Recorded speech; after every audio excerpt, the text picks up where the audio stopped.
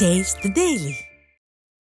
கன்னியாகுமரி கிழக்கு மாவட்ட கழகத்தின் சார்பில் புரட்சித் தலைவர் பிறந்தநாள் விழா மற்றும் பொங்கல் பண்டிகையை ஒட்டி புதுமண தம்பதிகள் 100 பேருக்கு பச்சரிசி, கரும்பு உள்ளிட்ட சீர்வரிசை பொருட்கள் மற்றும் பொதுமக்கள் 500 பேருக்கு சேலை மற்றும் அரிசி ஆகியவற்றை அதிமுக முன்னாள் அமைச்சரும் சட்டமன்ற உறுப்பினருமான என் தளவாய் சுந்தரம் வழங்கினார்.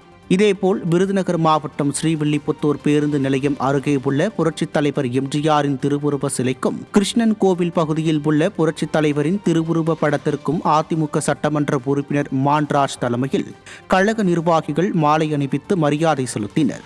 இதையடுத்து பொதுமக்களுக்கு பிரியாணியை கழக நிர்வாகிகள் வழங்கினர்.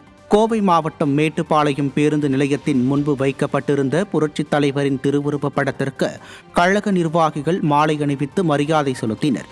பின்னர் அதிமுக நகர எம்ஜிஆர் இளைஞரணி செயலாளர் சலீம் சார்பில் ஏற்பாடு செய்யப்பட்டிருந்த அன்னதானம் வழங்கும் நிகழ்ச்சியை அதிமுக சட்டமன்ற உறுப்பினர் ஏ.கே. செல்வராஜ் தொடங்கி வைத்தார். திருப்பூர் மாவட்டம் மடத்துக்குளம் அருகே கிருஷ்ணாபுரம் ஊராட்சியில் புரட்சித் தலைவரின் திருவுருவ சிலைக்கு மடத்துக்குளம் சட்டமன்ற உறுப்பினர் சி. மகேந்திரன் மாலை அணிவித்து மரியாதை செலுத்தினார்.